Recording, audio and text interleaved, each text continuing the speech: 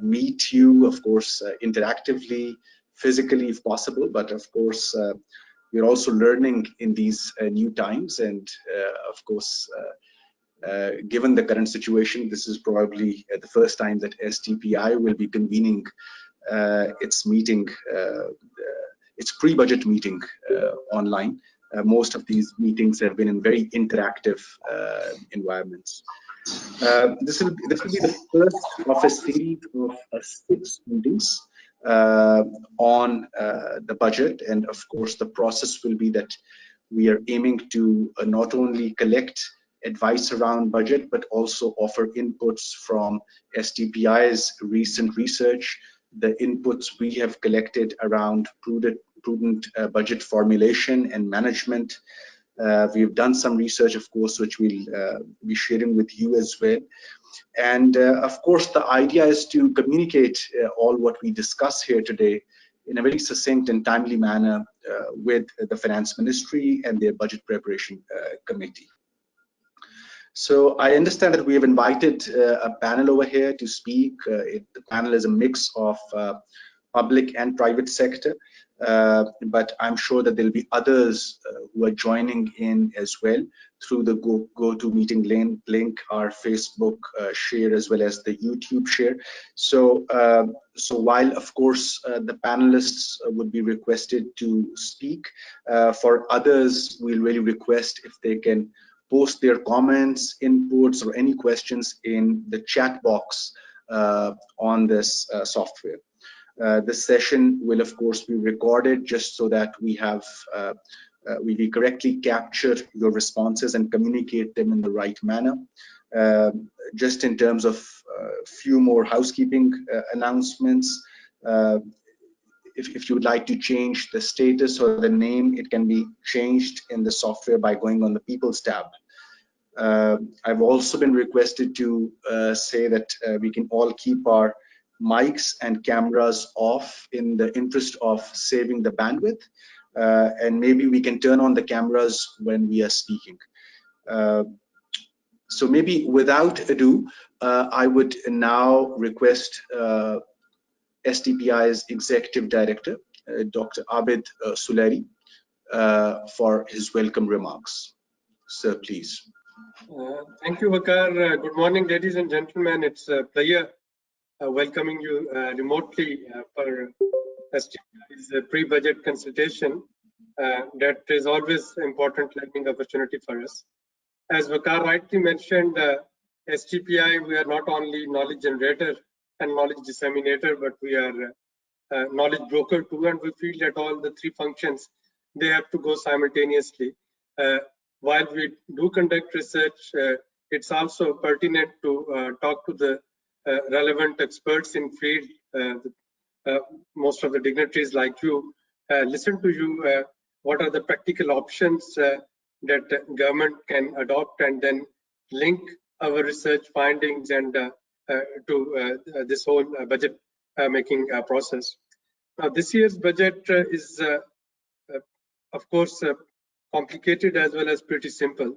Pretty simple in terms that I foresee that most of the after COVID announcement, which were there, 1.2 trillion rupees announcements, those would be now made proper component as a form of finance bill. Those would be announced formally in the House, and many of those plus some extended incentives and fiscal stimulus that would become part of budget.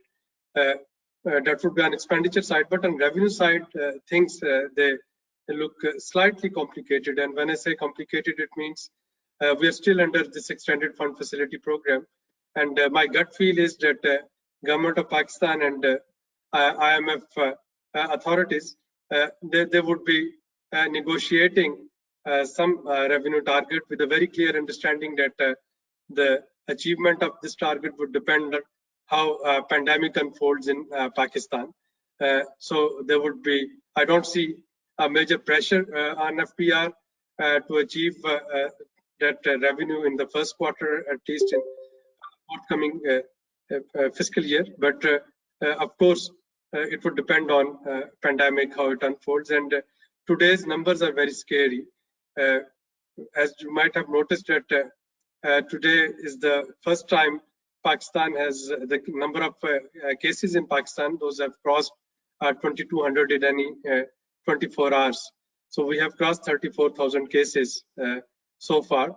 And if we kept on, the cases kept on disseminating at this number, perhaps the trend is quite scary. And within that, balancing lives and livelihoods, relaxing lockdown, but also taking care of a health emergency, I think that is a challenge for provincial as well as for federal government.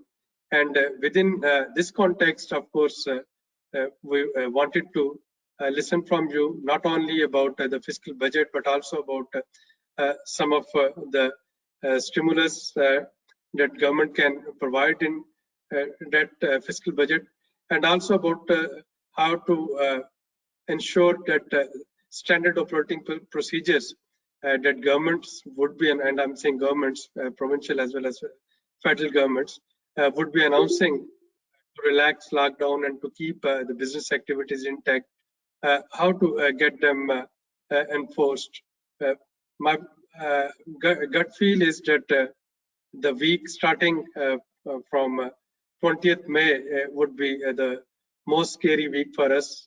If there was any multiple effect in increase in number of cases after relaxed lockdown, that would come after 10 to 11 days, and that would mean that we need to keep a tab on numbers of cases after 20th May to find any correlation with the relaxed lockdown and increase in number of cases. But we need to perhaps think in two scenarios. I'm not saying three scenarios here. The best case scenario perhaps is out of sight for the short term. The business as usual is where we keep on accumulating around 1,500 to 2,000 cases per day with around 30 to 40 fatalities per day. And the worst case scenario is, of course, that the way it is pandemic is spreading or has spread in other parts of the world, especially in Europe and North America. And we should also remember that many UN studies, they have declared, they have foreseen that Pakistan, India, and Afghanistan may be the next hotspot for this disease. So we pray that this worst case scenario doesn't come to Pakistan. But I think for budget exercise, we need to have all the three scenarios in mind. How we will be able to do our businesses in business as usual scenario, which is after COVID, keep balancing lives and livelihoods. And in that context, for the government to balance fiscal stimulus with FBR revenue attempt, and God forbid if we start inching towards worst case scenario, then what is it that the government should offer, and what is it that the businesses they would like to suggest for the forthcoming budget. So within this broader paradigm, we are here to learn from you, and as Waqar mentioned, we'll try our level best to be your representative, and of course we offer advice and suggestion to policy making circles wherever it is possible. STPI is working very closely not only with Ministry of Finance, Ministry of Commerce, and the Ministry of Industries and Production, but also with the Ministry of National Food Security and Research. We are also preparing this food security roadmap for Ministry of Food Security and working closely with National Security Division, where all these things, they are now considered as non-traditional security threats. So I can assure you that your recommendations can be linked at the highest possible level as far as the decision making is concerned. So I'll stop here, and I'm looking forward to learn and hear from you. Thank you, Dr. Suleri. And I think we'll, if time allows, we'll also be requesting you to please come in again on the agriculture focused and livestock focused budget recommendations. We understand that you've recently submitted these to the government as well. It'll be good to discuss them with our colleagues over here. So thank you for your opening remarks. I understand we have a few agenda setting slides. If Adnan, you could share them.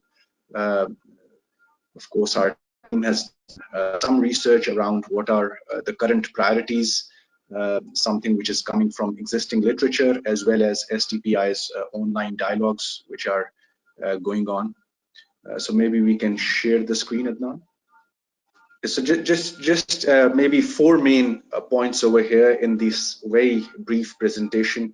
One, of course, is to look at the current state of the economy and going forward, what are the projections in the coming fiscal year.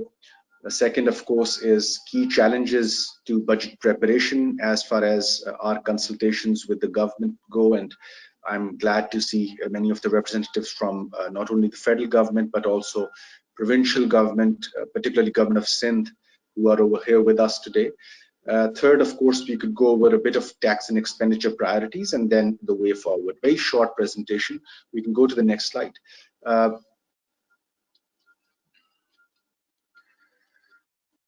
So currently, if one looks at the macro framework, we are seeing that the main concern at the moment is deceleration in growth.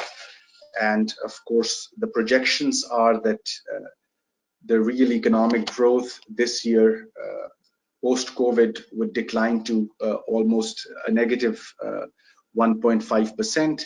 The recovery seems slow next year, and the projections coming from IMF and the central bank show that the growth rate in 21 would be in the vicinity of somewhere around 2%. Now, if one looks at the four main channels from where growth is being hit the hardest, we see the supply side channel, where of course there are disruptions. There have been disruptions in supply chains and have impacted growth. Second is the demand side channel, wherein the reduced demand for goods and services has hit growth hard, and aggregate demand isn't expected to pick up very soon. Third, we're also seeing the financial market channel, where the markets for financial instruments have been hit hard by lack of confidence and investor sentiment. And then fourthly, the cross-border channel. The border closures, reduced mobility of goods and services are all calling for safe trading practices, safer movement of people, which is slowing down the transit, the trade, and related activity. We also see that a key concern in the coming period would be how does one generate investment, and you see that fixed investment as a percentage of GDP is in fact expected to decline even in the next year, which is fiscal year 21. We also see that exports are not being expected to recover anytime soon. There's only a marginal recovery projected for 2021. So all in all, the pressures on the macro framework post-COVID are really serious to move forward with.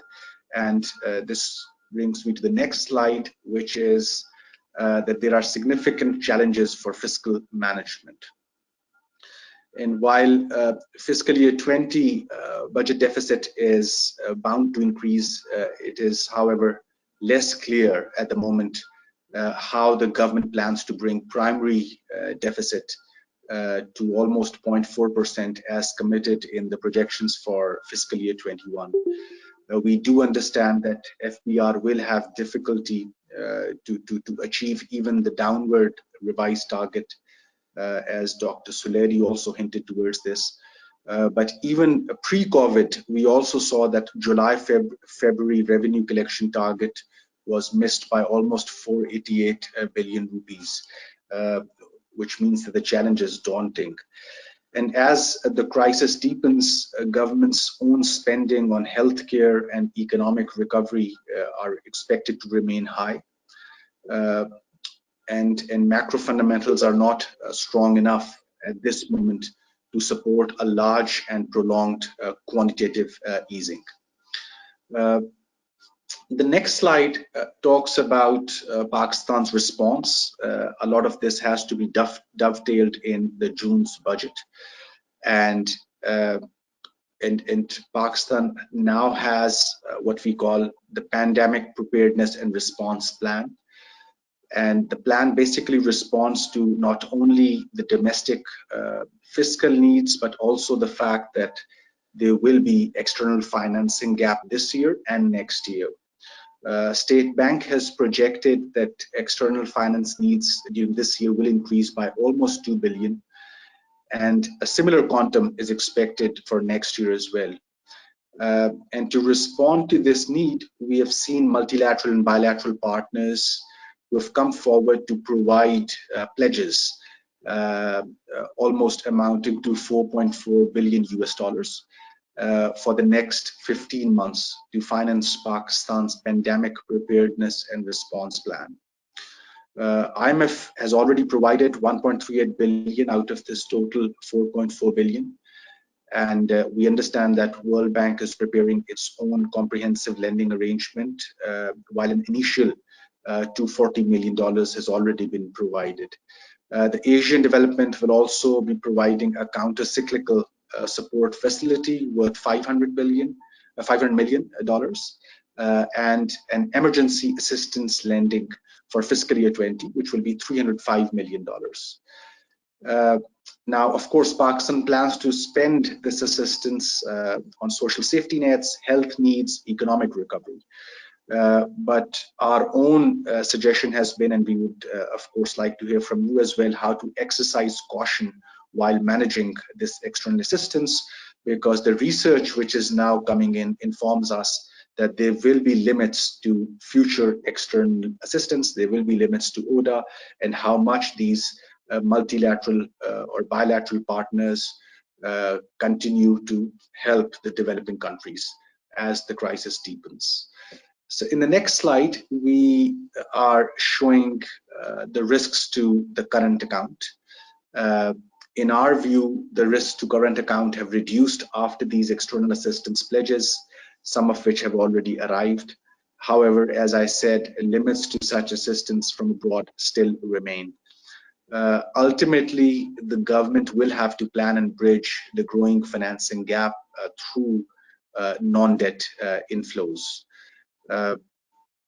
These, of course, do not present a very rosy picture. As I informed you, that the recovery around exports and FDI will be slow, with expected return of significant number of Pakistani workers from abroad, particularly in the Gulf countries.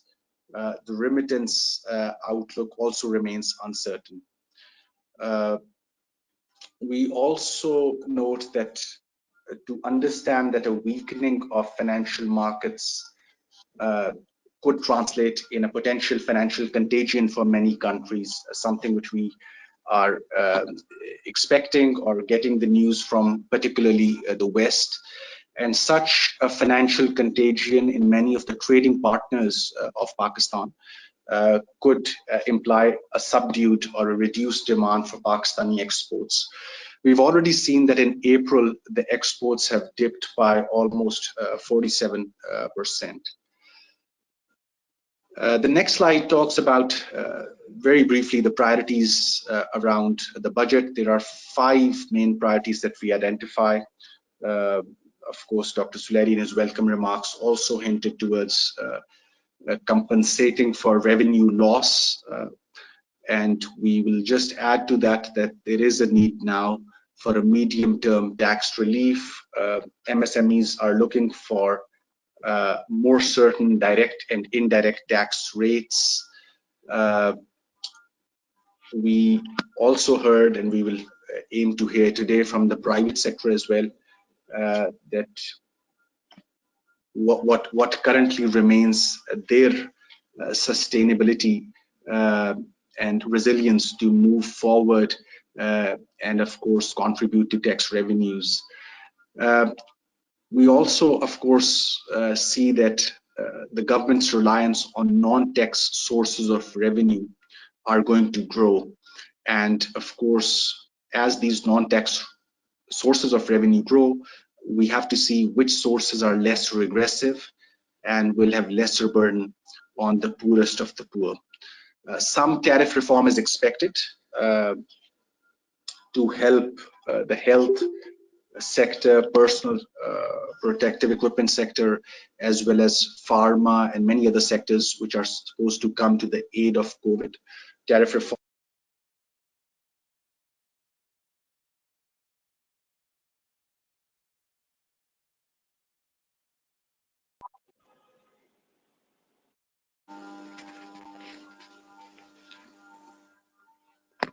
so that an anti-export bias can be avoided. The strengthening of competition regime and removing distortion in investment laws and policies for inviting foreign investment will also be important. The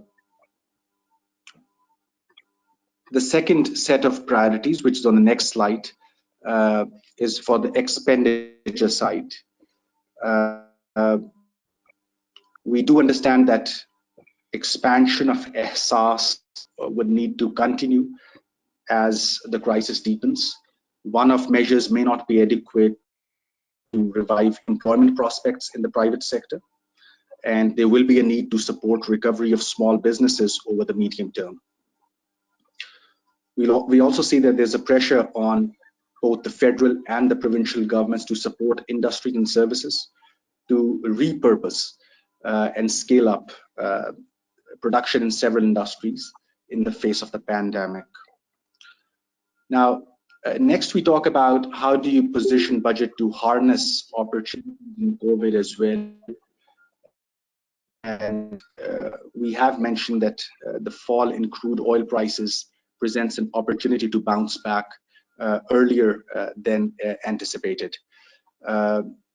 Apart from the low oil prices, we've also seen that there's an opportunity to put in place budgetary measures which could reduce the digital divide. We have seen a large segment of freelance, online community, e-commerce sector gain ground in the post-COVID situation.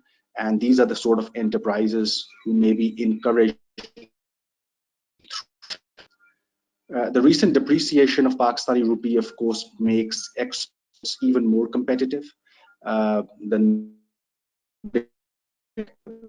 automobile, auto parts sector is expected to repurpose in favor of a large part of items which would be desired to combat COVID, particularly ventilators and related accessories. Just of IMF program, and in the next slide, see that COVID-19 will impact Pakistan's progress towards IMF program in three ways. Adnan, we can move to the next slide. I think we'll change from here.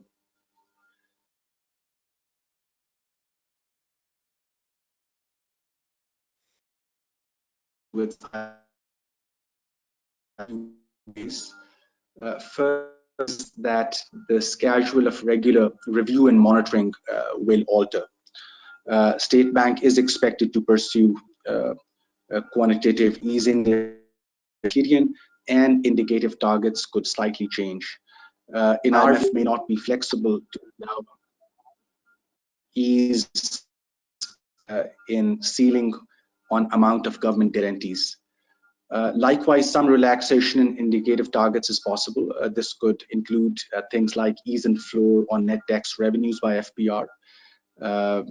One of the indicative targets on which there may not be flexibility from IMF side is power sector areas. Some alteration to structural benchmarks of COVID in the coming days. The government has also formally approached the G20 countries for debt relief, And it is likely that as part of this process, future repayments to IMF may also see some rescheduling, to which they've also hinted in the country report. Our last slide, of course, just provides a way forward as we see it, and this is where I think we will like to have inputs from all of you today. Looking beyond the relief phase, the recovery phase will have to involve helping businesses significantly reduce their transactions cost. That's probably the first and foremost goal. Second, while tax and regulatory burden needs rationalization, we also see that there is importance for how government can subsidize or rationalize information costs, marketing costs, networking of Pakistani enterprises abroad, particularly to save Pakistan's exports of goods and services. Finally, of course, market reform locally is equally important. There remains a need to competition regime and promoting a level playing foreign investment regime necessary to attract the capital inflows in the coming days. And on this, of course, on investment-focused budgetary recommendations, we have recently compiled a report, and those of you who may be interested, you're most welcome to ask us. We can certainly forward this to you. So with this, I was hoping to pass on to all of you basically, and maybe just to sequence our discussion, we could request our colleagues from the private sector to go first. Maybe if I can request most of the panelists to sort of limit their discussion to around 3 to 5 minutes each, so that we can accommodate a maximum number of responses. And I'll take the private sector first, and then we'll move to our esteemed colleagues from the public sector for their response and how they wish to take forward these budgetary proposals. With this, maybe if I can request our colleague, Mr. Saud Bangash, he's representing Pakistan Business Council. I also see that we have been joined by other associations, FBCCI, Karachi Chamber, and we'll be coming to them as well. So Saud sir, please. Thank you, Dr. Saab. Thank you for giving me the first chance. So yeah, I'm just going to make a few very quick comments about the budget itself, and how really the industry is looking at it. Obviously, there's no doubt and no question about the fact that it is a very grim situation, and the industry is trying to adjust to the new reality in terms of regaining the sales and getting back on track. Also, that is also tied in with how to retain jobs and all those important things that need to be done. Of course, looking at the data that's come in, obviously sales are down, and profitability has been hit really hard. And should the market not rebound, we would be even in a bigger kind of a squeeze, if you will. So I would just come straight to some of the really budgetary recommendations. Again, this is a very broad brush stroke kind of a scenario from the industry side, the kind of recommendations that the industry is envisaging for the budget. Again, some of them have to do with, as far as the external account you mentioned earlier was concerned, obviously the external account will deteriorate should, the performance of exports not kind of improve. So I think there's from what we understand from PVC side and industry side, is that should, there's going to be an increasing reliance on the domestic market. So, purposing local manufacturing to serve the domestic market, that would obviously help factories and businesses kind of start to function and start to kind of,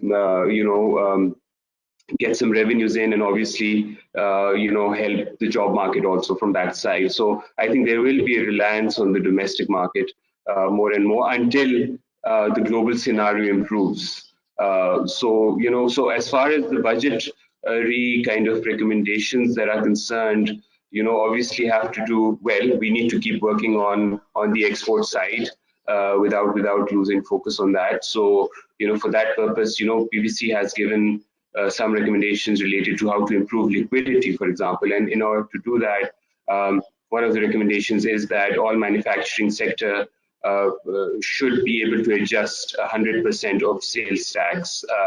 Without, at the moment, there's a limit of 90%. So, we're recommending that under Section 8B, of the sales tax code, there should be 100% allowance for adjustment of the sales tax against the input tax against the output tax, which will of course help improve the liquidity side. Other than that, obviously there is a withholding tax under Section 147 on the imports. So there is a withholding tax. It varies. That is another area where industry can manufacturing can improve its liquidity. So that is another recommendation.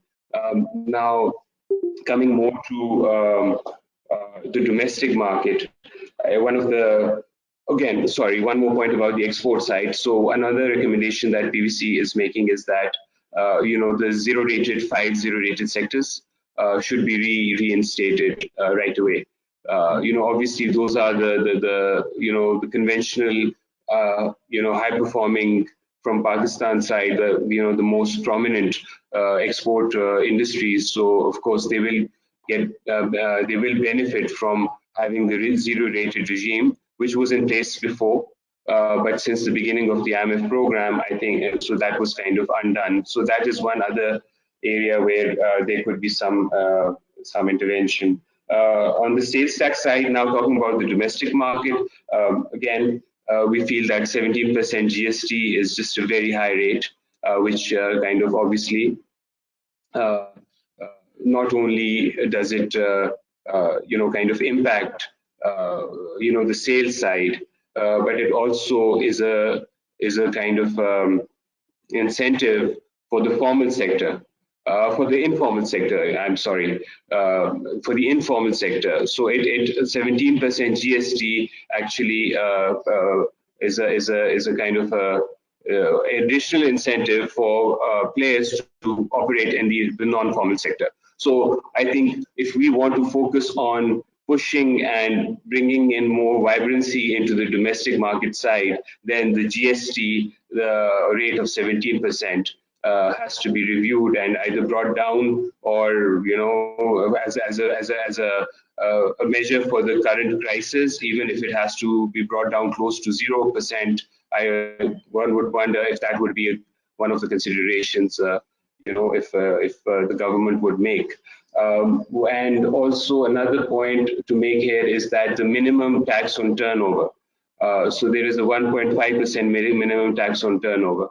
So that is, again, whether you're making a loss or you're making a profit, a business is required to pay on retail a 1.5% tax on turnover basis. So again, that is again another kind of regressive factor for business. So that is another intervention that PwC feels can be made, is to reduce that minimum turnover tax. Again, if not brought down to 0%. So I think that is one thing. Another, now on the revenue generation side, I mean, one of the main theme that we focus on is to maintain the filer and the non-filer differentiation, and by that, by way of that, also to push for more and more people, more and more citizens to come into the tax net. So this incentive for the non-filers should be there because of course we want more taxpayers to be in the tax net, and that to help the revenue generation of FBR. So I think from that perspective, I think focusing on documenting the economy is very, very important, even more important today than ever before. Because in order to get more tax in, everyone has to file taxes, and in order to do that, well, there have to be measures that have to be taken. I'll stop there, and I'll be happy to answer any questions that might be there for me. Thank you. Thank you, Saud Saab. And I do understand that PBC has submitted some of these recommendations to the government. And it'll be good to know from our colleagues who are available in this meeting to get their response as well on these recommendations which you have just informed us about. Next, we also have from Karachi Chamber of Commerce and Industry, we have Ibrahim Saab. Ibrahim Saab, अगर मैं आपसे request करूं? जी, अस्सलाम वालेकुम. Hello. Ji, please. Can you hear me and see me? Ji, please. आपकी आवाज आ रही है. Please go ahead. Thank you so much for inviting, and I will present the views of Karachi Chamber of Commerce here. Just for a perspective, we are representing about 22,000 direct members and about 100,000 indirect members, because the industrial towns that are in Karachi are also our associate members. So the budget proposals which we submit to the government are actually the feedback from all these industries and trading houses, SMEs, MSMEs indeed. A very large part of our membership is MSME. So the proposals that we get is the result of the feedback that we have. At the moment, I would say that we are actually firefighting. The budget proposals that we submitted earlier may not possibly be followed exactly in the format that we did. As Mr. Saud just mentioned, a few of their specific proposals. At the moment, the need is for us to provide stimulus to MSMEs, because it comprises about 40% of the GDP. And these relief packages that recently announced by the government for covering the salaries and payrolls, but the MSMEs have not benefited from it because of their relationship with banks is missing. Banks are highly collateralized, the credit is highly collateralized, and we are talking about a very important component of this supply chain. If we want to keep the economy surviving and beyond this COVID-19 crisis, we would have to keep those people alive, or the corner shops, the workshops, the small factories, and those in the informal sector also. The benefit of any government relief is not reaching them. It is very important for the banks and for the government to ensure that at least some micro level volumes reach these industries, small trading houses, small traders, so that they can in turn support the large scale industry and in the entire supply chain as a whole. Coming to the specifics, we have about 4 recommendations beyond our budget proposals, and that is to, first of all, and most importantly, we need to look at the policy rate again. If you look at the West countries like United States or in Germany and in other European countries, the quantitative easing is tremendous, and they have supported the corporate sector as well as the small industries and small and medium enterprises through the quantitative easing. Here in Pakistan, we are still at 9%, which is at the moment very, very high, because inflation is likely to go way below that, considering the conditions that we are in. The prices of petroleum products, these are all reflecting the sharp decline in crude prices. And it's not going to recover very soon, because the world has entirely changed. The travel patterns, the airlines which are cutting on their manpower, their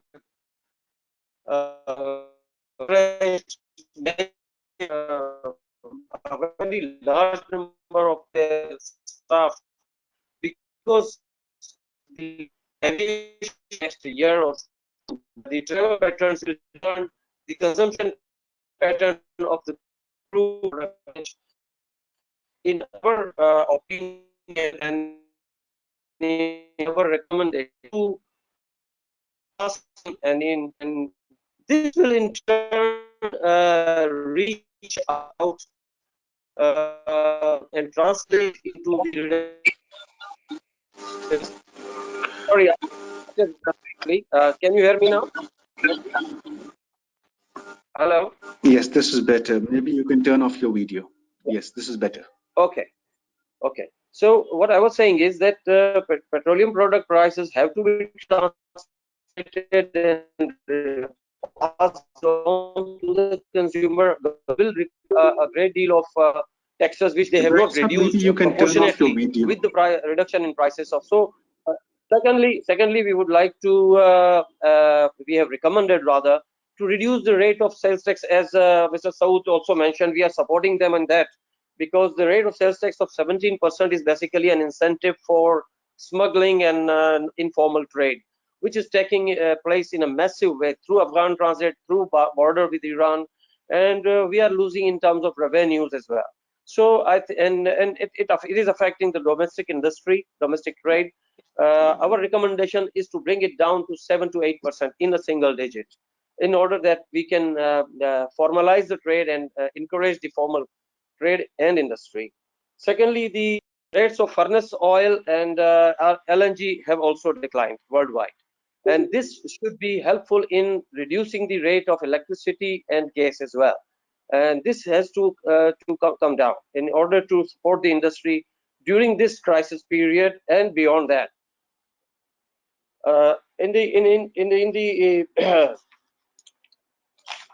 In terms of the trade, trade deficit, I'm sure because of the reduction in the crude prices, by and large, our trade deficit will be controlled, and we can at this time afford to take measures to revalue the rupee a little bit more, in order that our fiscal deficit can also be overcome partly, which is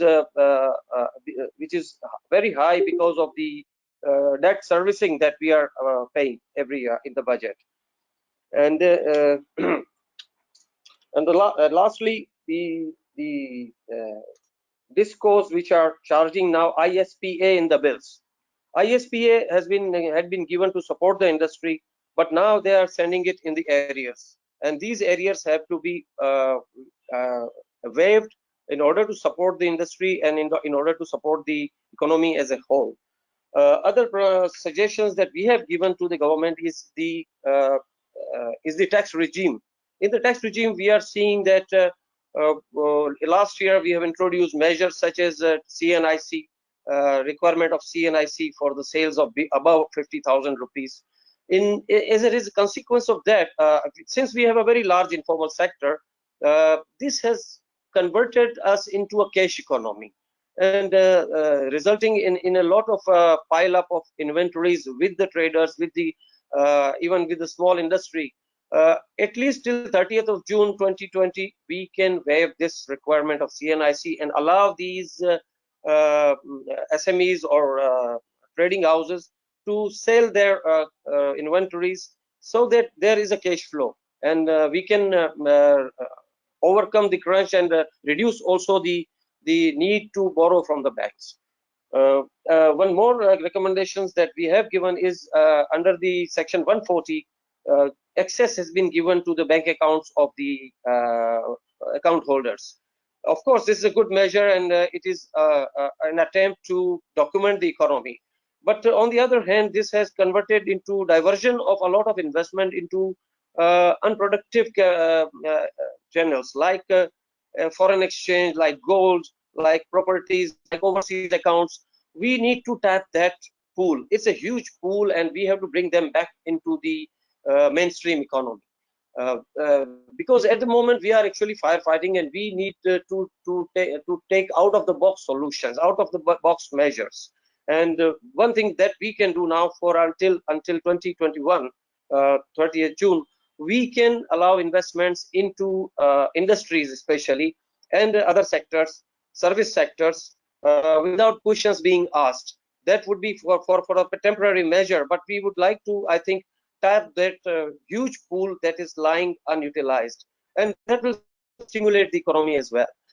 These are a few recommendations. We have a great deal of other sectors which I can probably mention here. Lastly, I would mention the audit regime. The audit parameters are such that they are being kept as a trade secret or some kind of a nuclear secret. These should be transparent. There are a lot of multiple audits.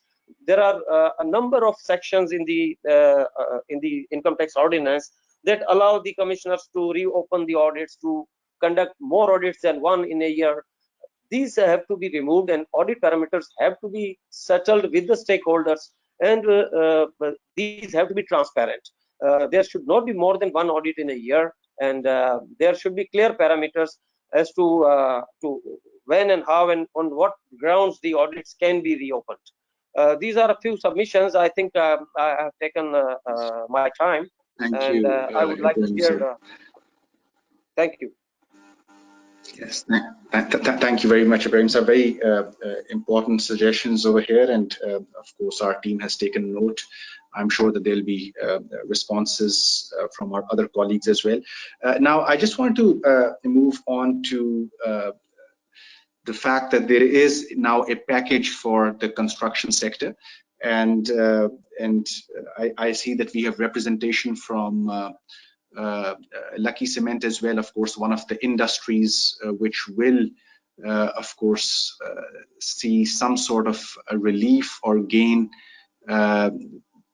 with the revival of this construction sector is, of course, the cement industries. And I was just hoping if we can invite Atif Saab for his brief inputs on how he sees how should the budget undertake any facilitation for the construction sector beyond what has already been allowed. We do understand that a large part of revival of jobs is linked to this sector, perhaps. So, Atif, over to you.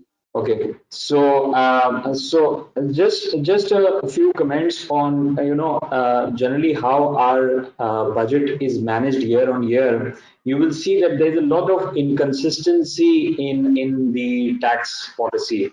So what happens is that, for example, around 2 years back, just before the PTI government came in, it was announced that the corporate tax rates would be reduced to 25%, and there was a period-wise announcement made.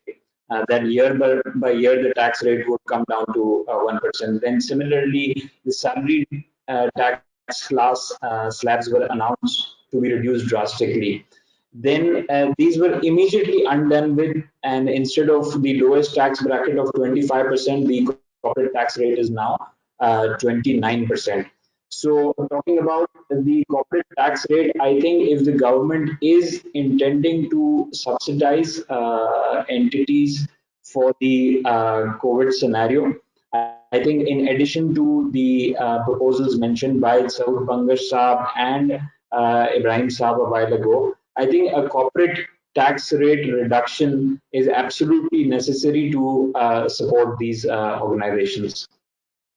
Apart from that, another very big example of inconsistency, and which hampers a lot of the ease of doing business, and when we go to international conferences and present to investors, it becomes very embarrassing. The exact example which I want to highlight here is that there was a tax break, huge tax break given to entities who were making capital investments. So let's say if you invest ₹1 billion a year, you were allowed 10% tax credit. And this laws by the name of 65B is there in the income tax ordinance for quite some time. And based on this clause, the organizations were continuing to make investments and making their investment plans. Similarly, for example, our company invested around ₹19 billion in expansion around 2 years back, And when this expansion was completed, this clause by the number of 65B, which was supposed to entitle us to a 10% credit, was gradually taken away. It was initially reduced to 5% tax credit, and this year there is 0% tax credit. So somebody who made the investment plans based on this tax credit was taken away. So I would strongly request that this proposal be noted that clause 65B should be restated to what it was up till some time back. Then, as you mentioned about the construction package, yes, there has been some movement on this, but some other measures also need to be taken. For example, as some other working members mentioned about the reduction in sales tax. Similarly, if you see the sales tax rate on cement is 17%, and there's a federal excise duty per ton of cement of rupees 2,000. We feel that this is very excessive, and if this sector needs to be supported, not only the sales tax rate but the FED needs to be reduced drastically also. Apart from that, there was a levy called by the name of GIDC, which was introduced around in 2011-12. This has been a subject of litigation, but what has happened is that the government has collected around 300 billion rupees from the public on this account, and there has been no money has been spent on the development of gas infrastructure. Our request is that this levy should be stopped henceforth, and this would also go on to support not only the construction sector but also other sectors. A recent example is that this levy was completely removed from the fertilizer to support our national food security. So these were the couple of points which I had. Thank you, Atif Saab. Very useful. And of course, your point around GIDC is well noted. We do understand that there was a commitment from the government that at some point proceeds from GIDC would be, of course, returned or adjusted in tax receipts, but certainly that's an important concern from the industry.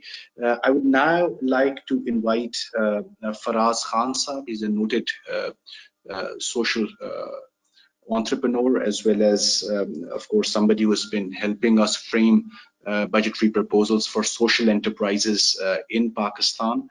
And Faraz Saab, if I can request you to not only touch upon budgetary proposals for SCs, but also perhaps from the impact investment point of view, if there's something that government can bring about in this budget, please. Thank you, Waqar Saab, Slurry Saab, thank you, and all the colleagues right now on the call. I think so far some of my recommendations have been communicated quite eloquently by my colleague from the private sector. Waqar Saab, let me allow me to just very briefly touch upon the social enterprise sector. Social enterprise sector, the leadership of SDPI and British Council is kind of going through a very interesting phase in which legislation is being drafted. And in time of crisis, I truly believe that, of course, we need to kind of look at the mitigation strategies in which the relief and the recovery is a crucial point. But looking at the opportunities lens, I think is going to be a very prudent one. And I think if we can actually pass the social enterprise legislation during this crisis time, that would unlock the impact investment capital globally that is looking at Pakistan in a very keen manner at the moment.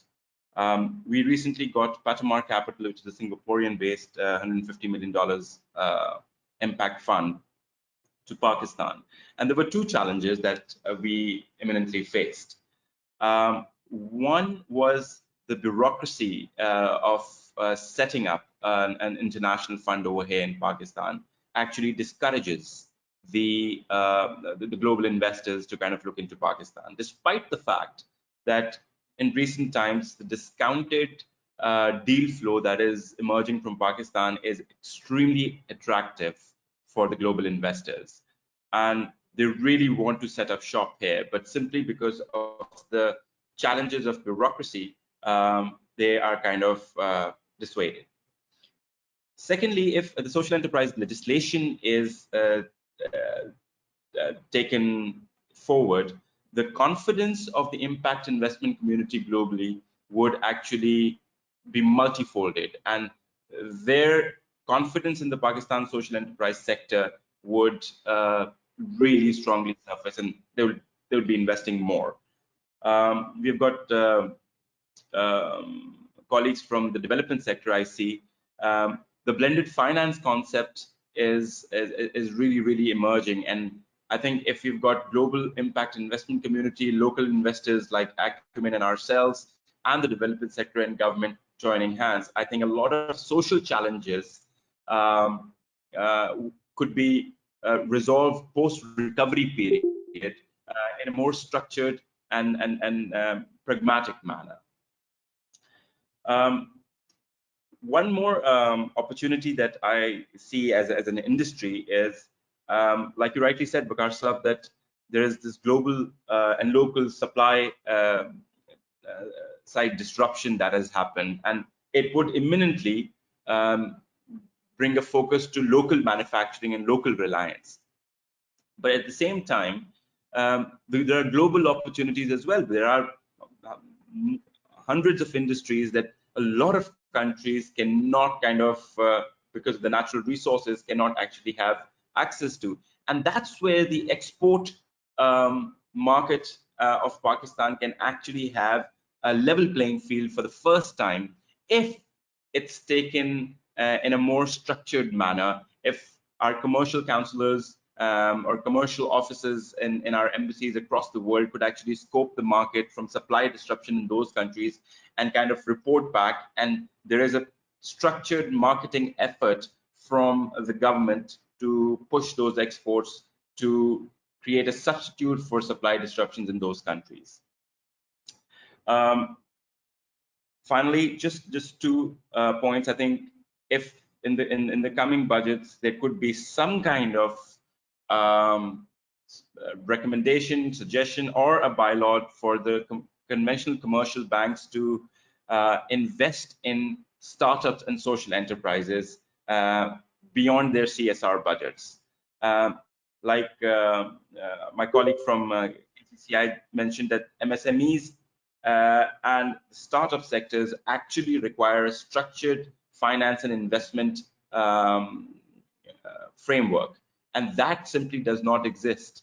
And if that could be actually created, that would be wonderful.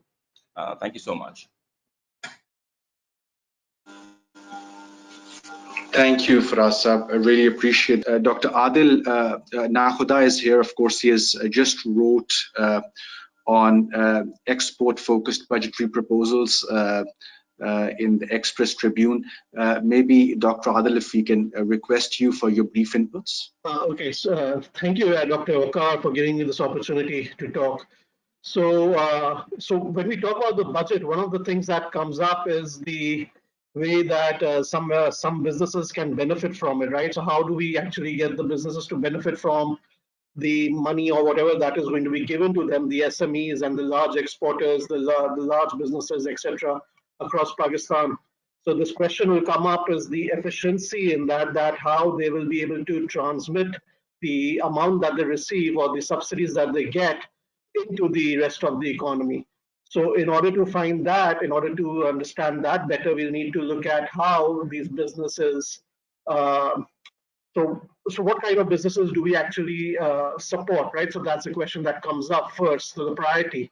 So there's this whole question here. So do we give it to the large businesses first in priority or the small informal sector? Now the question comes up, if we give concessions to the to smaller businesses, right? What happens as a result over? So how do we differentiate that, right? So the whole thing that comes up here is that we need to have this whole model here, or whatever it is, have this discussion on the fact that if we give a business some amount of money, right, which so now the small businesses, the problem with that is that they're likely to be undocumented. Several of them may not have have enough documentation compared to the larger businesses who are likely to be more documented. They'll be able to naturally, if they're better documented, you can actually give them the handouts, and that they can be more efficient. But the challenge again comes in is that we have a large amount of labor force, etc., that requires this amount of money that is naturally we are talking about in order to restart the economy, right? So we need that money. So in that sense, one thing that comes up. Now the other thing is that naturally there will be this whole thing about exports that we talk about, the challenges. So there are two things that are going on here. One is that exports. So Pakistan had a lockdown. The exporters were closed, and that caused naturally this whole exports to fall below one of the one of the lowest levels which we saw in recent times. This is about less than $1 billion, like $950 million last month. Now that is very disconcerting. But the other problem is once we do start and once the exporters open up, will they get the orders from the European or the American or even the major markets, right? Because those markets are closed and they may not be demanding that. So in that sense, your trade will be affected.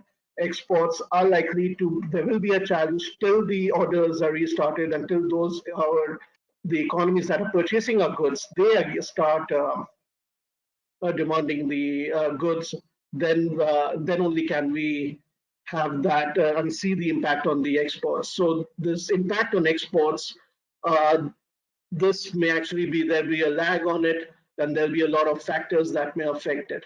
So this question comes up again, what kind of exporters do we focus on then, right? So this again comes up. Now my field generally is, as an economist, I'm looking at, as a trade economist, I'm looking at this whole thing between exports and what kind of businesses to start, right? So in that sense.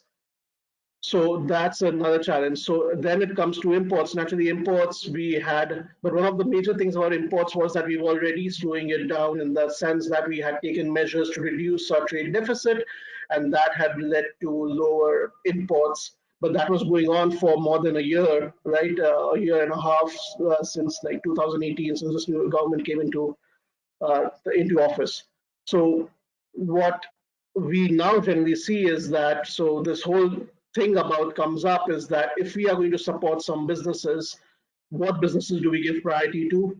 And the question then comes up is, if we are looking at trade and we are looking at dollar revenue coming into the economy, how do we get that again up, get exports back to normal levels? But that again requires a lot more deeper analysis, because that also requires the impact from the demand side, which is our main markets, which themselves are facing a lot of lockdown and economic issues. So as the global economy revives, what is the consequence? So one of the major things that has come up is that people expect trade to fall down to at least 30%. If that happens, that will be one of the worst crises since the Great Depression. At that time, when the Great Depression happened, things were very different, right? So we had a whole different set of, there was hardly any globalization to the extent that is going on right now.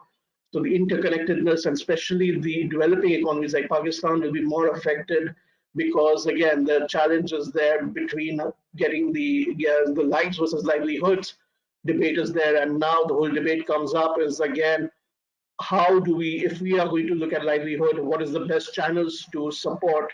And that remains always a big question, and that will be requiring significant amount of analysis in this. So this budget itself will be a critical time, because we cannot just get the numbers here. It has to be how look at the channels to actually develop those. And to ensure that the economy receives its benefits. So I think I'll stop there. Thank you. Thank you, Dr. Adil. And I think your point around the scenario of global trade falling to unprecedented levels and its impact on Pakistan is well noted. And of course, there have to be mitigation measures around this. I've been told that Suhaib Saab is back. Maybe Suhaib Saab, you can come in. if you can hear us now.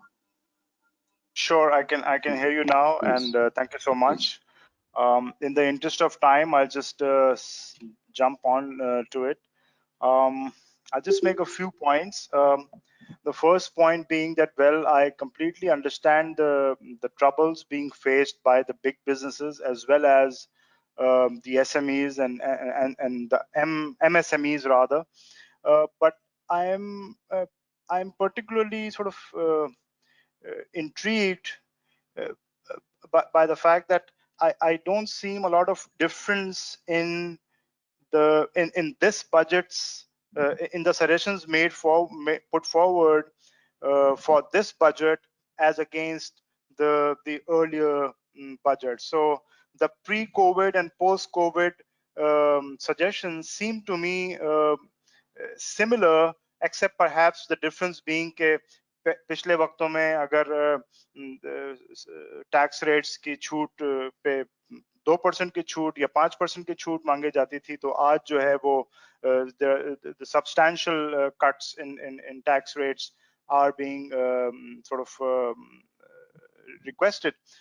But I would particularly be interested in sort of finding out what may be some other measures beyond the tax rates. I understand budget is predominantly about expenditure and revenue, but in Pakistan it somehow comes along with some set of policy guidance as well, because otherwise we don't have a lot of policy instruments for a lot of other sectors. So I would be very much interested in finding out what may be the business sectors non-tax related and or non-subsidy related measures that they might have. Something perhaps along the sides that, well, we do understand that these are very tough times, and the government has very finite resources in its available to it. And so perhaps how can maybe we make the process more dynamic? How can we build dynamism into the taxation and into the revenue expenditure side? Because as we know it, the situation may worsen or may improve.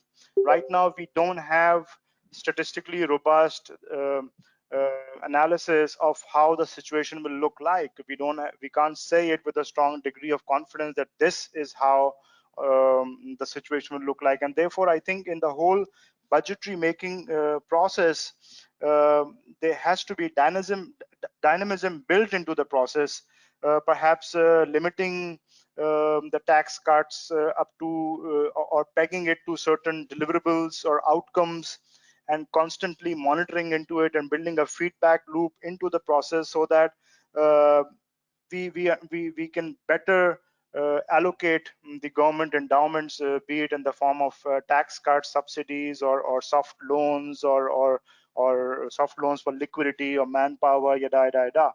So that's one of my submissions, that we, insofar as governance aspect to it, has to be a little more dynamic and more it has to have some kind of feedback loop to it, given the circumstances and the fluid nature of circumstances. There's one other point that I do want to make, is that Dr. Saab, you mentioned earlier that you quoted the State Bank and the IMF, that the GDP growth may well in fact contract by about 1.5%. I did some, I mean, it's not some kind of a academic study, but I took a look at 10-year data sets and forecasts made by IMF, World Bank, State Bank, and so forth, and I realized that GDP estimations and forecasts are usually overestimated by all of these organizations, and they are overestimated, especially so in years of bad growth or low growth or no growth.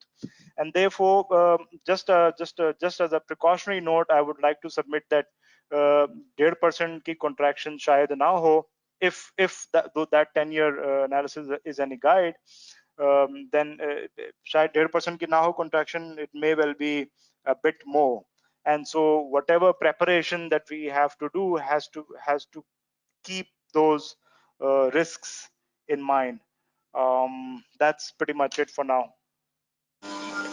Thank you, Sohaib sir. And I think taking cue from your last point, all the more important to have a fiscal policy that sort of not only is provides out of box solution, but also goes forward to harness the opportunities which COVID presents. I do take your point that business associations may also need to be more innovative in submitting their proposals, particularly in the context of opportunities that have come around post-COVID.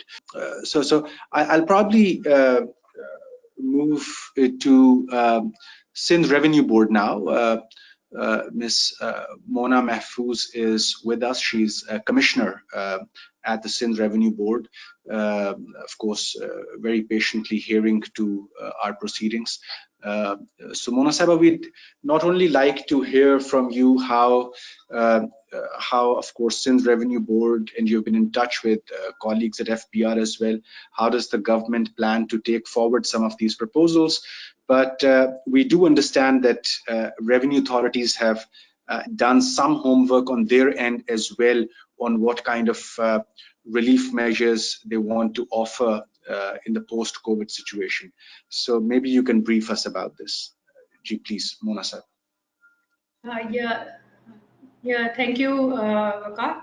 SRB has sent relief proposals for approval to the Sindh government, and so does FBR has done it. It's a challenge, as all of you know, to have a balance between tax relief and then generating revenue for the government in these times, and we are aware of these things. As you said, Waqar, that we are actually expecting business community to come and give us what is expected from us. We are looking forward to that. What do they want? What kind of relief we can provide them, or what kind of out-of-box solutions, as you said, that we can sit together in these trying times and devise a strategy for that. Like for example, there are opportunities also. I have seen, because we are dealing with the service sector in Sindh, I have seen mushroom growth of delivery services, for example. And there are a number of other sectors where we can see growth also. So these are the sectors which we can regulate now. So it's a good opportunity that we can regulate a number of sectors. We can go for more e-commerce regulations, which we are missing. Ministry of Commerce has given some e-commerce regulations, but it's not finalized. And how State Bank can help us in that. So this is also the time when we can, diversify our local domestic businesses as well as our export diversification.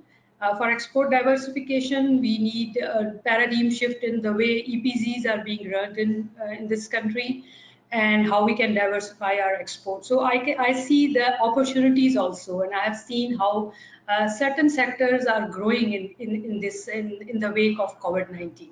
So we are expecting that business community will come and will talk to us, and whatever they have the proposals, we'll welcome them for that. Thank you very much. Thank you, Mona Saba. And of course, I'll also add that you're very kind to not only encourage us towards holding this pre-budget meeting. Of course, you very promptly confirmed to this meeting as well. And of course, our colleagues are welcome to get in touch with you and submit their proposals. I think your point around EPZs is very important.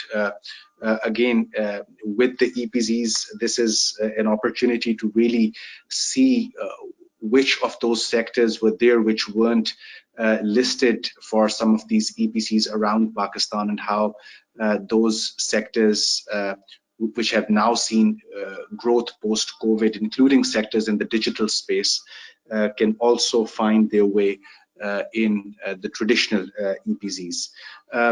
I see two colleagues from the central bank, because you talked about desired support from the State Bank of Pakistan.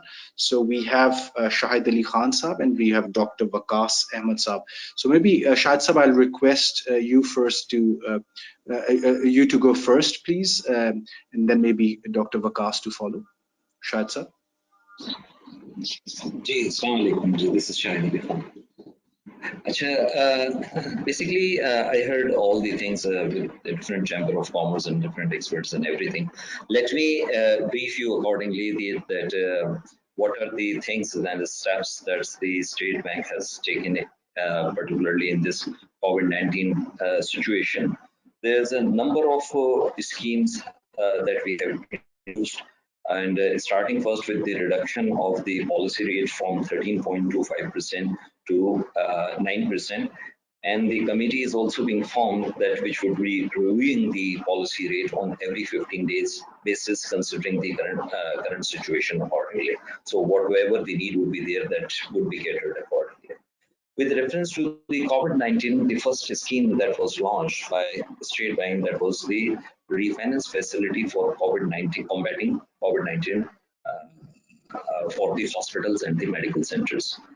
And under this, up till now, I think 37 hospitals have been applied for developing a dedicated COVID-19 setup, wherein the State Bank has also provided the facility for the 100% civil work and for establishing a dedicated kind of setup that when this crisis will increase, so at least the capacity has to be there to cater all these eventualities. And the ticket size was initially 200 million for setting up the one unit, which is now being increased up to 500 million rupees for the multiple projects as well. With reference to the SMEs, the salaries and wages concept was introduced initially for all the sectors in SMEs, commercial and corporate. But considering the current situation that the SMEs need to be looked after more, that we have introduced a new concept of revising and introducing another scheme with SME and the low-end corporate, like small corporates having the annual sales turnover up to 2 billion rupees. So their lending criteria for the 3-month salary bill is being introduced with the 40% risk coverage.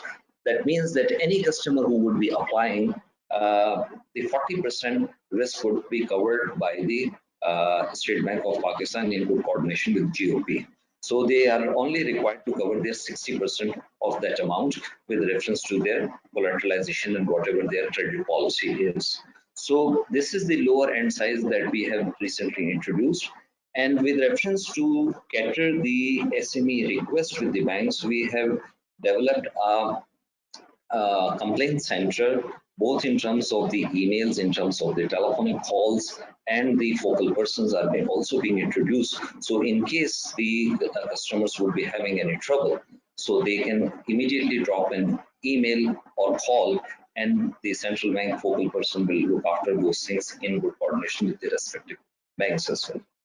And recently, on 27th of April, we have also, in good coordination with the SECP, who is the main stakeholder, they operationalized the secure transaction registry, wherein the charge can be registered for the sole proprietorship concern and partnership concern, so which mostly are the SMEs, so that the bank should feel comfortable their charge is being registered on that, and they can treat that collateral as a collateral in their book. So PCGC, the Pakistan Credit Guarantee Company, is in the final stage of the operationalization, wherein they would be catering the SMEs in terms of providing the risk coverage to all the banks, where they feel that the SMEs are the risk here. They can coordinate with the Pakistan Credit Guarantee Company, and they can cover the risk associated with the SME side to cater that risk element accordingly. This is being operational from the STR is being operational from 27th of April. In terms of the suggestions that going forward, what are the suggestions that need to be made? That I suggest that considering the existing SME portfolio pan-Pakistan basis, which is approximately between 415 to 425 billion altogether, and I would suggest that the government should be thinking for developing some fund so that the subsidy could be provided to these SMEs, so that whatever the KIBOR-based rate is there, the certain subsidy could be provided to the banks which ease out the interest pressure on the existing portfolio of the SMEs, which would be a great support. And for the further enhancement of their businesses, the State Bank has introduced a scheme under the temporary economic refinance scheme, wherein when the things would be settled down after 3, 4, 5, 6 months time down the period, that they can go for the term loan, concessionary rate term loan with at a rate of 5 to 7% per annum, locked for the 10 years time period, where they would like to expand their existing businesses at the concessional rate rather than going for the bank own sources financing. So these are the steps the State Bank has taken very aggressively. We are having weekly session with the group heads of all the banks, corporate banking and the commercial and retail banking as well, that what are the issues they are facing, so that the State Bank come in between and support them accordingly to facilitate the customers down the line. Thank you, Shahid Saab. I think these are some very important points, and your point around more regular public-private dialogue is certainly well taken, because in our interaction with colleagues from the private sector, we do realize that there have been problems even to procure the non-collateral loan whose worth is of course under 5 million, but still people have been facing problems. So it's very good that the central bank continues to undertake regular public-private dialogue and inform the monetary policy on a fortnightly basis. Maybe I can also request Dr. Waqas from the State Bank to add to this. Dr. Saab, please. Thank you for inviting us all today. So I'll try to focus more on the fiscal side today rather than the monetary policy. So what I would like to say is that monetary policy is actually a short-term policy, and as you see that as the situation changed, we made a lot of efforts on every aspect, from development finance initiatives to reducing the policy rate, and we are going to monitor the situation in the short period of time and take decisions accordingly. But on the medium term aspect, our focus is to stabilize inflation around 5 to 7%, and we believe that this is the level that can provide some level playing field to all these sectors in the economy to contribute positively. But on the other hand, what we believe is that to have higher and sustainable growth in Pakistan, fiscal policy has to really step up at this stage. And for that purpose, what I would like to say at this point of time is that COVID-19 is providing a lot of difficulty in planning allocations in the coming few months or in a couple of years, but then it also provides opportunities to the government so that they can also correct the structural imbalances that they have created over a long period of time. For example, for revenue, and every sort of revenue, which is like sales tax or income tax or even custom duties, they have to evaluate that at what stage of the Laffer curve they are operating.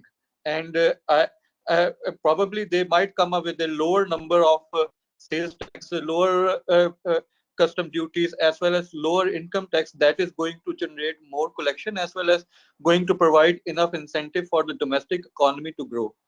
And given the SARS program, the most of the benefit that has been given is to the poor people, like distribution of cash. But what I see is that till now the government has not taken any measure that is going to give some incentive to the middle class, so that their income also increases and they also participate in domestic consumption.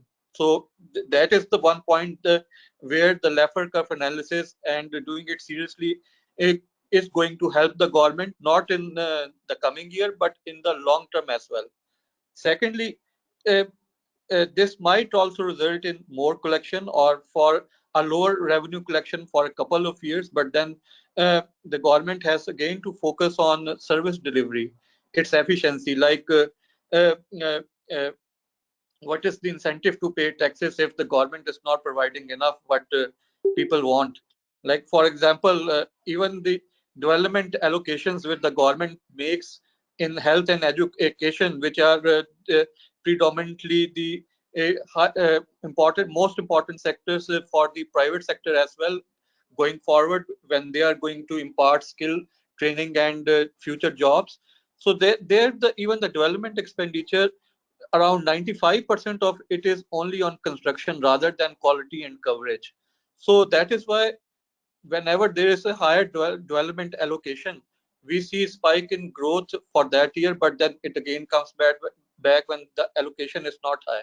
So it is the high time the government should think that apart from construction, that again adds to further maintenance and reconstruction cost over the years. They have to focus on quality of education and health in a meaningful way, and should have to make policies that can continue for over a long period of time. Now, coming to the other opportunity that we see arising is that we have to shift focus from export-based industrialization to self-sufficiency. I mean, for an agriculture country importing $4 or $5 billion dollars worth of food products every year into the country is quite mind-boggling. So, and if we look at the yields and policies in the agriculture sector, all of them are in a mess.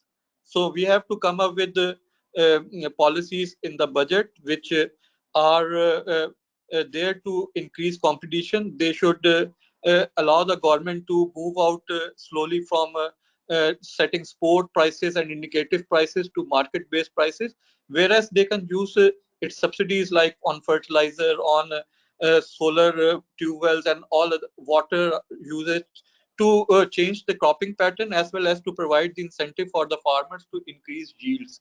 So with all these, and if we just look at some of the examples, like there is a sector where the government did not intervene much, and it has the potential to export at present. I am talking about the poultry sector, where the government can just come up with a policy where it can help them provide the correct licensing to export and correct standards of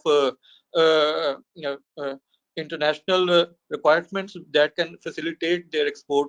So what I mean to say is that where there are sectors where only competition can actually enhance exportability, and surplus can be generated without government intervention, provided they come up with the right policies. So this is the time where the government has to think about medium-term targets and medium-term requirements and weigh them equally with the short-term needs of the budget.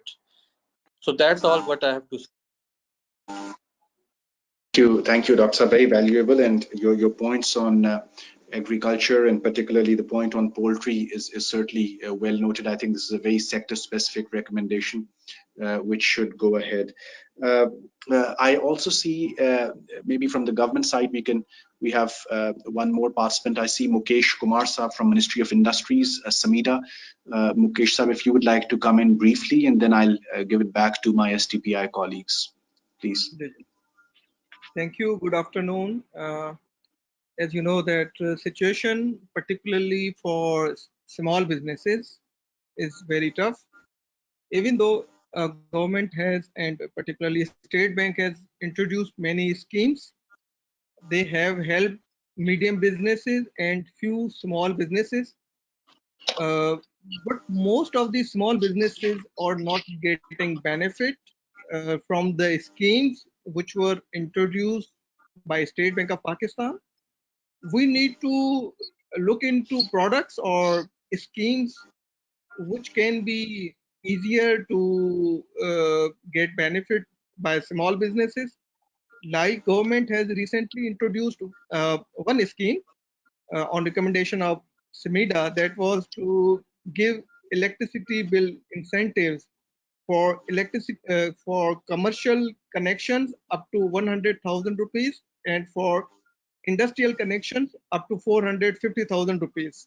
So it's very simple. Any business, small business having commercial connection or industrial connection up to a certain load, irrespective of uh, tax filing or other compliance requirement, they can easily benefit from this scheme.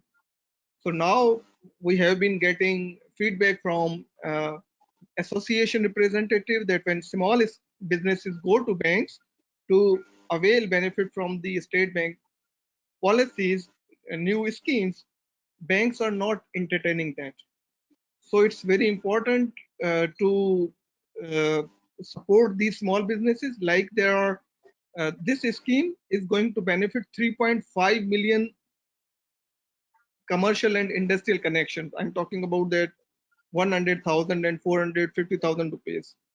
So it's very important for the State Bank of Pakistan to come up with modified schemes so small businesses can benefit, because the cash flows is the biggest challenge for small businesses, whether it's about rentals of their premises, wages of their employees, or even small inventory.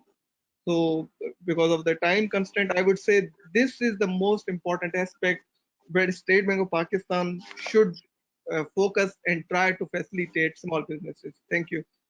Thank you, Mukesh Saab. And I do understand that Samida's recent survey has also given some recommendations in the same line, and we'd certainly be sort of taking a review of those recommendations as well for our report and cite it accordingly. Maybe I'll in the interest of time, I understand we had to close by 12:30. We are already 5 minutes, almost 5 minutes over. I'll probably go back to my STPI colleagues, and maybe first I can give it to Dr. Imran Khalid, who has done some work on the Green Stimulus Fund and how can this budget incentivize it. Dr. Imran. Thank you, Waqar, for organizing this. Appreciate the opportunity to be here with the friends to talk about this. I'll just take a minute. So in the post-COVID scenario, we're looking at relief, we're looking at recovery, and we're also looking at reform. And when the government is giving stimulus and it's providing help to the businesses, I'm hoping that it will be in the form of a green stimulus. Now, what is a green stimulus? Green stimulus is something that will address our concerns vis-a-vis sustainability, environmental protection, climate change, etc. So despite having various laws, we haven't made much progress in this regard. We know for a fact that the health repercussions that occur from environmental pollution have an impact on the economy.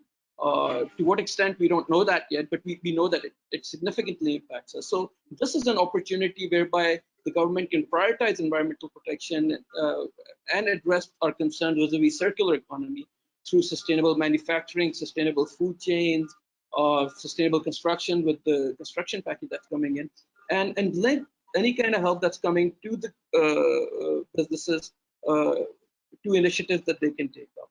The second thing that can be taken up is vis-a-vis climate change, whereby I'm thinking about tax breaks and loans for solar and wind power so we can address climate mitigation issues. And finally, health and safety standards are woeful across Pakistan, but be it small and medium enterprises, larger enterprises.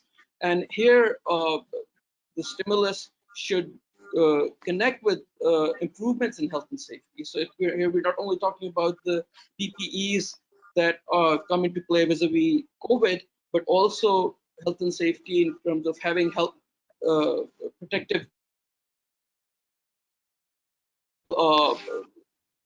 who are in the industry and who are suffering from chemical leaks and all that stuff. So these are some of the things that can be addressed through the help that's being given to the businesses, and it is already being talked about and taken up across the world. And I think Pakistan can also do well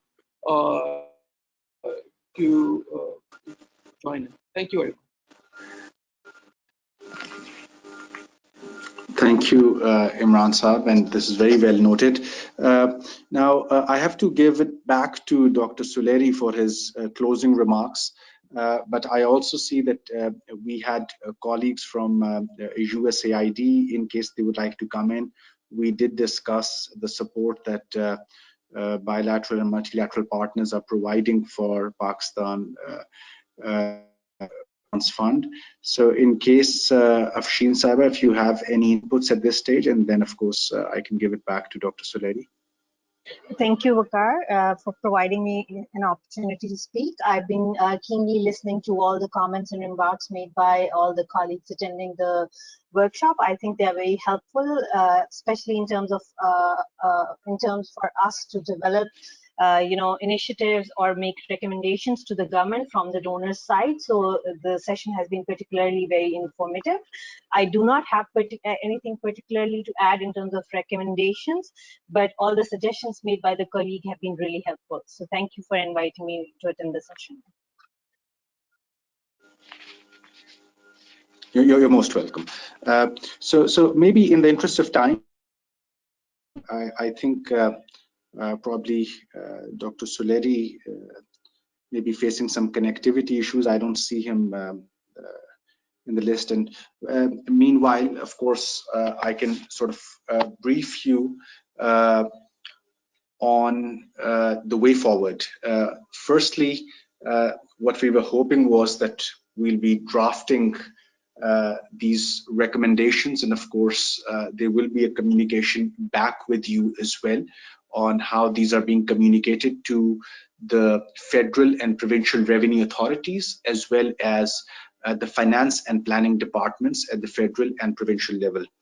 That's one. Second, of course, our portal on budget proposals remains open. So any of you who has sector-specific advice particularly are welcome to contribute to that portal. And of course, we have colleagues from the governments who have subscribed as well.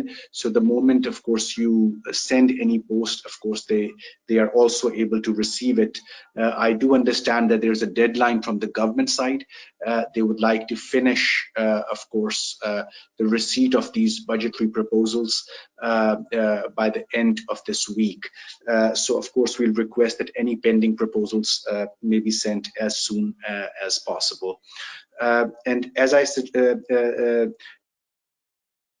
informed you in the beginning that we'll also be having a similar session with your help on the provincial budgets. So the pre-budget meetings for provincial budgets would soon be informed about, and we will come back to you on the dates, and we'll be requesting your time going forward. With this, I will, of course, thank all of you for your time, and maybe if I can also briefly request Dr. Suleri to come in for his closing remarks. Bahut shukriya, Waqar. Thank you very much, all the learned speakers. It was a very interactive discussion, and I learned a lot, especially the perspective of chambers of commerce, the perspective of cement industry, the perspective of small and medium enterprises, and of course the revenue authorities. One point that I would like to touch upon, and that was agriculture and food security.